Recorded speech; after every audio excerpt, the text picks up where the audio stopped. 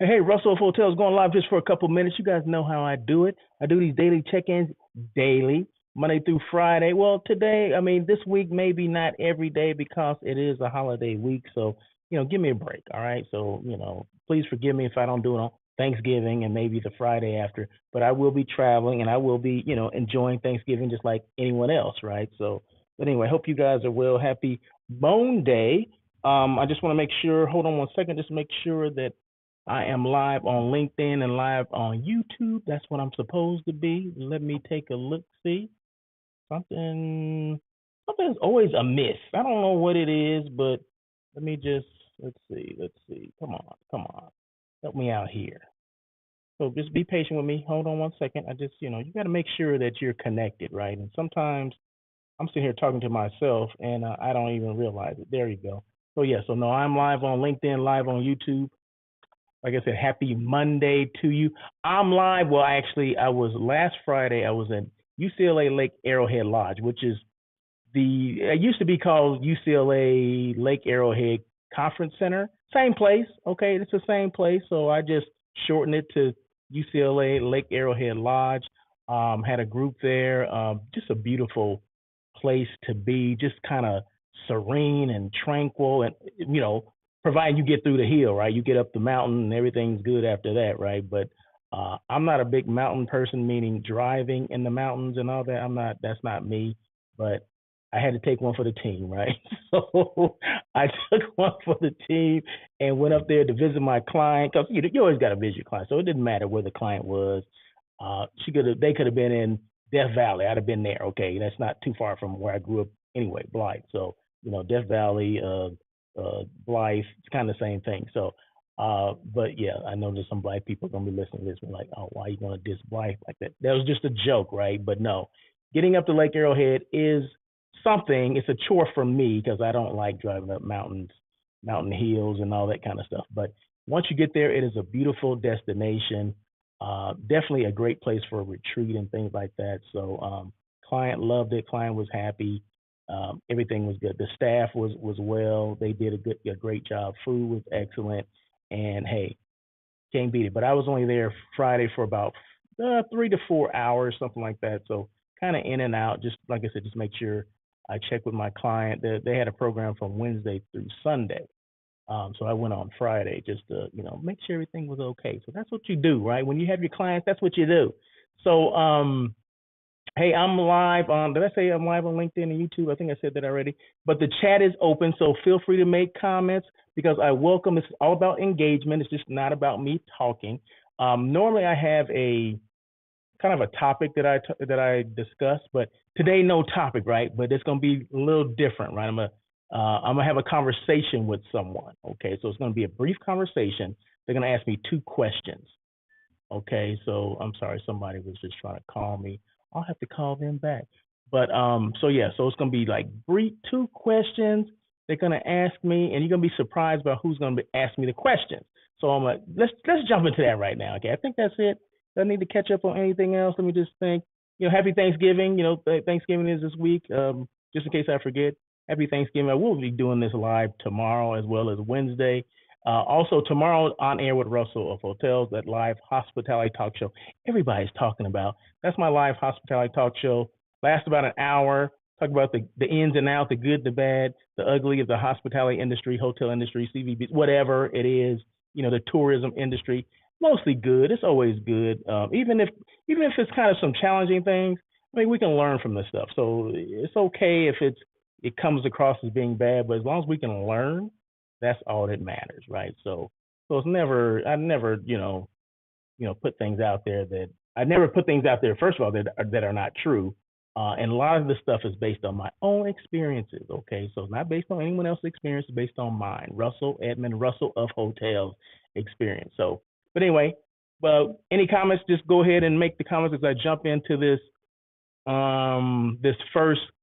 question that someone wants to ask me. So I'm going to click on this next scene, and you'll see the person that's going to ask me the question. You see the person and the question. Can you tell me who you are, what you do, and how you can help your clients? Okay, the question was from AI, right? That was from AI. That was from an avatar of me, but that was AI. So that was not me. Okay. So just the only thing that was me is my likeness. Okay. The avatar. So the question was that AI asked me, who am I, what I do, and how you can help the clients, right? So let me because just in case you missed that, right? Can you tell me who you are, what you do, and how you can help your clients? Isn't that dope? So anyway, okay, so AI asked me who I am, what I do, and how I can help my clients. So these are questions that I always say, in lieu of that elevator pitch that we've been working on forever. This you get in the elevator and you got 30 seconds to tell somebody, what you do and all this kind of stuff. You know what? Ditch that. Ditch that elevator pitch. Ditch the pitch, okay? And just let people know who you are, what you do, and how you can help them. And if you can't help them, you move on to somebody else, okay? Thanks. Nice talking to you. Nice conversation, this 30-second elevator ride, but I'm out. Deuces. So who I am, Russell Edmond, right? Or I go by the name of Russell of Hotels. What I do hotel site selection. So I help companies, or I assist companies and organizations with finding that right hotel for their retreat, convention, conference, sales meeting, reunion, whatever the heck it is. I even help individuals as well, right? So it doesn't matter what it is, doesn't matter where it is, it doesn't matter what it is, where it is. Only thing that matters is that it's 10 rooms or more, because the group in the hotel's eyes is 10 rooms or more. Okay, so that's considered a group. 10 rooms or more coming on the same day on a peak night, right? So that's it. So I've done anywhere from 10 rooms to 650 rooms on peak. Okay, so it doesn't matter, and everything in between. So it does not matter, doesn't matter where it is. I've done things internationally. Last year I did a program in Greece as well as in Italy. Next year I think I'm supposed to do something in Nicaragua. I've done things in the Caribbean. I've done things in Mexico. So, and everywhere in the United States, not everywhere in the U.S., but quite a few places in the U.S. So that's who I am, and that's what I do. And okay, let me back it up. So another thing that I do is assist the company and organizations with not just finding the site. So it's called hotel site selection, right? Some people will call it meeting planning. Well, I don't plan the meeting.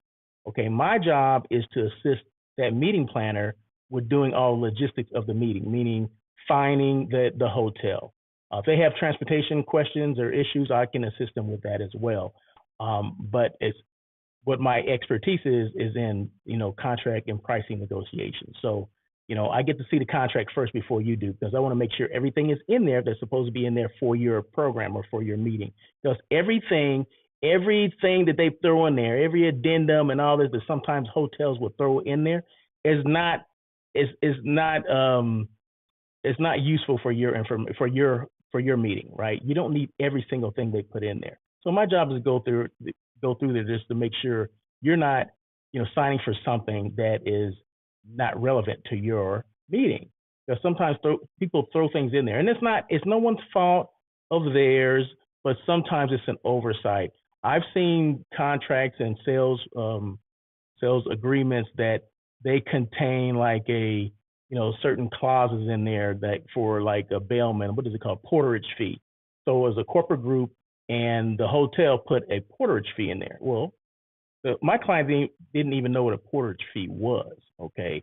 Well, anyway, I saw that, I caught it, I said, hey, you want to get this taken out or have them take this out immediately, because it would have cost her or the client or the company about $3,500 of fees that you didn't need to pay, because she didn't even know what a porterage fee was. So if she didn't know what it was, she darn sure didn't ask for it. Okay, so it was an oversight on the hotel's fault, on the hotel's on their site, right? On their side, it was their fault. What am I trying to say? Because this is the thing. Sometimes hotels use a boilerplate contract or a sales agreement, meaning they use the same one for everyone, and they basically just copy and paste the name and things like that, take it out. So they leave all the terms and conditions in there. Sometimes it happens. I'm not saying every hotel does it, but sometimes things fall through the cracks. Okay, so my job is to make sure I find those things and make sure all the I's are dotted and the T's are crossed. And then how can I help the client? I take the site selection process off their table, off their desk. They don't have to worry about that. I help them with the RFP. I send out the RFP to whatever hotels within those destinations that they're interested in. I get all that stuff back. It goes to our CVB partners. The CVB partners send it to their hotel partners. Hotel partners send me the information as far as their proposals for their hotels. I look at that, I compile it, I send it off to my client, right? If they need my recommendations, of course I give my recommendations, but not always they need my recommendations. They look at certain things that some clients look at. Some clients look at price. Some clients look at the type of hotel, the location of the hotel. So it just depends on what's important to that particular client. But sometimes price does rule out. And another thing, let me just throw this out here. Always make sure if you're planning a meeting, you give at least 2 dates. Okay, don't just be set on, I need it on, January 31st, out, February 3rd. Can you give me some different dates? Can you give me some option dates to choose from just in case maybe we're sold out on those dates that you need it, or maybe the rates are $200 more? Now, if I can understand if it's like you're coming for the Grammys or something like that, well, the Grammys are a certain date, okay, and they're not going to change those dates. I understand that, but you got to know that you're going to pay that price because of what's going on in that particular area. But if it's I'm not just saying just a meeting, but if it's a meeting that you can come up with alternate dates, hotels love alternate dates because you may be able to fit into a need period for them. Need period for them means it can mean, it's going to benefit you. It can mean, less expensive pricing, cheaper pricing for you. Okay, maybe the room rate's going to be lower. Maybe they're going to waive that amenity fee that all these hotels are starting to charge now. So you just don't know unless you ask. But if you don't come up with 2 dates, you're going to be at the mercy of the hotel. The hotel's going to charge you whatever. Well, this is the rate on this date. If you gave different dates, I guarantee you the rates are going to be different, especially if it's like a week difference. Instead of coming this week, well, can you come the previous week? And ask them, do they have need dates? Like say, well, my client wants to come in March of 2024. Do you have any open dates in 2024, or do you have any need dates? Ask your hotel partner, do they have any need dates in that particular month? If you already know the month that the client wants to meet, ask them, do they have any different patterns that you could come in on that would be cheaper for you or cheaper for your client? Ask the question. I mean, what they gonna do? Like sue you for it? Slap you? No, they're not gonna do anything. They're gonna probably appreciate that you've done your homework. Like, oh, okay, he or she knows that, if you ask me, maybe I can steer you to that right pattern, and then you're gonna save money for you, and then it's gonna put something on the books for us. Because hotels don't like to have empty weeks, okay? So just so you know. So those are the things that I just answered the question. AI asked me, what did AI ask me again? Just go back. Can you tell me who you are, what you do, and how you can help your clients? Okay, so I just answered that question, right? So AI had one other question, and just so you know that I changed scenes, right? So for every time I click it, I get another question, and then you'll see a different photo or video or whatever. So this is all at the UCLA Lake Arrowhead Lodge, right? This is actually in the lodge, the main lodge. Of course, you can't have a lodge without a fireplace, right? So you can see the firewood just ready to be, put in there, right? Ready to make it warm, you know what I mean? So it was kind of cool. The other day when I was there during the day from like 10 to about 2 o'clock. It was cool. I like the weather. It was probably in the 50s. So yeah, it's kind of cool, kind of crisp. I like that kind of crisp air. But I can just imagine that at night it gets in the 30s, probably the low 30s. So, and it didn't rain. So I wasn't expecting any snow because had I saw in the weather forecast that if there was going to be some rain, I would not have gone up there. But I don't get down like that. That's just not what I do. Okay, so next question. Why did you start Russell of Hotels? You see that? You see AI kind of roll his eyes at the. Watch this again. Watch it. Pay attention to AI's eyes. Okay, hold on. Can you tell me who you are, what you do, and how you can help your clients? That's not it. I just did that one. This is it. Why did you start Russell of Hotels? He kind of rolled his eyes. Okay, so this is a conversation or interview from AI, right? It happens to be my avatar, but all I do is basically type in a script, and it basically, the avatar basically reads the script. and moves them out. Blah, blah, blah, blah, blah, blah. So that's what it basically does, right? So one more time. Why did you start Russell of Hotels? Okay, so the question is, why did I start Russell of Hotels? Okay, so as many of you know, so maybe everyone does not know this, and that's fine, that I come from a hotel background, right? So 25, 30 years of experience in hotels, 14 different hotels, most of them in LA. So let's see how many. Well, 13 out of 14, 13 in LA, one was in Sacramento. So I started off in housekeeping. I started off as a housekeeping manager and kind of worked my way up. I started with the Courtyard system, right? The Courtyard division of Marriott. So corporate Marriott, right? So I started back in the day when corporate was like kicking booty. Okay, so it was great to work with corporate, right? Because you learn so much SOP, all that stuff. I needed that, right? So out of college, I went to school. So out of college, I started with Marriott Courtyard, and I started as a housekeeping manager and kind of did housekeeping, front office, food and beverage, all with Courtyard. And then later, I transferred to well, I actually moved cities to Sacramento and got a job at a Sheraton. And this is back in the day when Sheraton was owned by ITT Sheraton. It wasn't Starwood Sheraton. It was ITT Sheraton back, but this is the OG Sheraton, right? So this Sheraton was outside of Sacramento in Rancho Cordova. So I came in as a night manager and later promoted as a assistant GM, assistant general manager, where I got a wealth of experience in everything. How every department kind of needs one department to do everything else, right? So every department, depends on another department to help them out, right? So I learned all that stuff. I put all the pieces together because at first coming out of college, I didn't know how the pieces work because I never worked in a hotel before. So when I came in, I was offered before I took my first job as a housekeeping, trainee, manager, whatever. I was offered jobs in sales, and I said, "Well, how can I sell? And I don't even know what the heck a hotel is. I never worked at a hotel." So I said, "I need operation experience first before I can sell."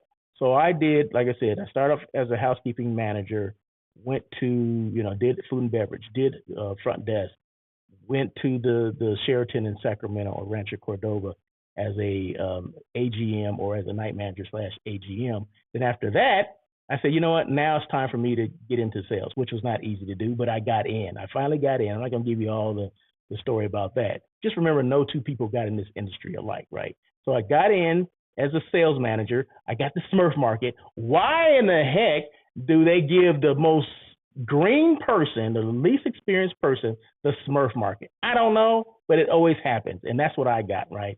So I got the Smurf market and worked through that and eventually made my way up to, director of sales and marketing and general manager, then back to director of sales and marketing because that was my love, right? Sales and marketing is my love. But after getting back into as a director of sales and marketing at the Sheraton Universal, I found out that, it wasn't the same. Okay. So unexpected goals or unrealistic goals, expectations that were unrealistic. It just didn't make any sense. Okay. So I'm like, no, I think I'm done with this for a minute. So I always wanted to be a quote unquote meeting planner. That was before I came up with the site selection thing. So I wanted to be a meeting planner. So, but didn't get a chance to do that. So I did task force, general manager, task force, director of sales and marketing for several hotels before I started Russell of Hotels. Then a light bulb came and said, hey, you know what? Instead of helping one hotel, you can help out many hotels, Russell.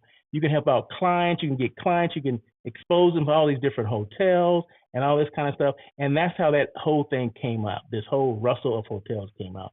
It's all started with hotel site selection, but then it kind of morphed into I do content creating for hotels as well as CVBs and things like that. So I'm here to help. And now I've become this resource, or I'm on my way to be a resource. Some people, they, contact me, ask me questions. I get a lot of questions all the time about either career moves, hotels.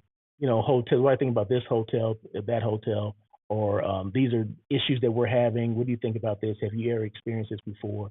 I mean, I get HR questions. I get GM questions. I get questions from people you wouldn't imagine. I get questions from as far as how hotels, their particular hotels being run. Can you come take a look? Can you come just do what do you call it? Like a secret shopper kind of thing, right? Where you just basically you're looking at their service levels and things like that. So those are kind of things that Russell of Hotels have morphed into. But it started off as hotel site selection, and that's probably the main thing that I do, where I'm able to go out and assist my clients, and not just one client, but multiple clients with multiple hotels, right? So just like Lake Arrowhead, I mean, I was able to find that location, and it came through happenstance that I live in Southern California, right? This is in Southern California, but sometimes hotels, or in this case, the conference center, are not on your radar until you come across and you meet someone that works there, right? So I'm at I can't remember the destination, maybe it's Destination West or something like that. So it was earlier this year, right? So it was like in January, or maybe been IPEC. It could have been IPEC. It could have been, but it was late. It was earlier this year where I happened to meet Cassiopeia Figueroa. Okay, and she's a director of sales and marketing here at this particular location. And I just happened to have an appointment with her, and it just started to click. And I had a client that was looking for something similar to this. It had to do with the feel and the vibe of this destination, right? So, and it worked out. I introduced it to my client, and next thing you know, they planned 2 dates there already, right? So, so this one just happened, and they have another one coming up next year. So that's how I found this location. So it's all about exposure. It's all about getting out and meeting people, right? So if I never met, and if I never attended that conference or that trade show or whatever that was, I probably would not have thought about the UCLA Lake Arrowhead Lodge, okay, or conference center. So thank you, Cassie, for helping me out. Appreciate it. Clients happy as heck. So yeah, so that's it. So AI asked the questions, and why did I start Russell Hotels? Well, I just gave you the information, right? Maybe a long, drawn out, whatever, but I gave you the information, right? So it's there, right? But yeah, so that's what this is. And like I said, you can never, it's good that that you introduce these properties to your clients, but at the end of the day, the client has to be happy, right? And there's nothing like some happy clients. Okay, so these are my clients, right? Well, they're all one client, right? But there's just actually, was it 5 and 6 people, six people that are in charge of the group that they put into this particular location. So, but yeah, so you can never never make your clients happy enough, right? So now I'm just happy that they were thrilled and over the moon with the location, which is the UCLA Lake Arrowhead Lodge. So thank you so much. Appreciate it. Now I do this daily check-in daily, so I'll be back. I won't be back tomorrow for the daily check-in, but I will be back tomorrow to do On Air with Russell of Hotels, which is that live hospitality talk show. Everybody's talking about it, right? It's live on LinkedIn, live on YouTube, with the replay on those same platforms as well as Facebook and Twitter, okay? And just like this one will be on the same platforms. Like I stay with the same platforms, okay? So, but other than that, I think that is it. Once again, Russell of Hotels, if you have any questions, feel free to reach out to me. I want to thank, AI for helping me out on this, with these conversations, right? So instead of asking the question myself, I just had AI ask me the question. So there you go. That's it. You guys have a great day. Once again, just in case I miss you on Thursday, happy Thanksgiving to everybody. And just be thankful for the things that we have. Not the things we don't have. Oh, I wish I had this. I wish I had that. No, be thankful for what you have, right? I'm thankful for what I have. Yeah, do I want a camera, another mobile camera to do these podcasts with? Yeah, I do, but I don't have one yet, right? But I'm thankful for this laptop that I have that has a camera on it, right? So there you go. So just be thankful for what you have. Be thankful for your family, food, your house, where you live, your car, whatever that is. Just be thankful for what we have. Okay, so that's it. Any questions at all, just make sure you feel free to, you can DM me, you can email me at Russell at russellofhotels.com. That is my email address. I have a website, it's russellofhotels.com. So I'm accessible. So if you have questions, feel free to reach out. Anyway, that's it. 25 minutes in. See, these things don't have to be long and drawn out. I try to keep them 20 25 minutes, and I'm right there. So anyway, you guys have a great day. See you again tomorrow.